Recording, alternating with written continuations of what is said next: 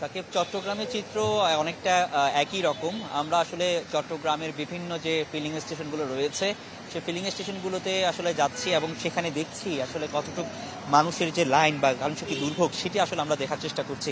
তো আমরা এখানে দেখছি যে এখানে আমি যদি একটু দেখানোর চেষ্টা করি যে মোটর সাইকেল থেকে শুরু করে যে এদিকে প্রাইভেট কার দুই জায়গায় আসলে দুই দিকে লাইন ধরে রাখা হয়েছে, কারণ এটি একটি মূল সড়ক।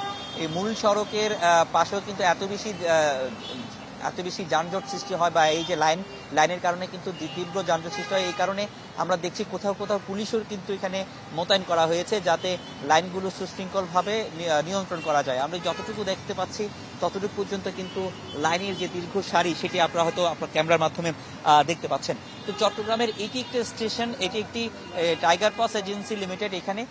এখানে খুব বেশি তেল আসলে বিপণন হয় না, এখানে অল্প তেল আসলে বিপণন হয়, তারপরেও কিন্তু আসলে অনেক লাইন। এছাড়া আরও বিভিন্ন কয়েকটা প্রতিষ্ঠান রয়েছে, পেট্রোল পাম্প, বিশেষ করে কিউসি, গনি বেকারি এবং ওই অলংকারের দিকে হাক্কানি।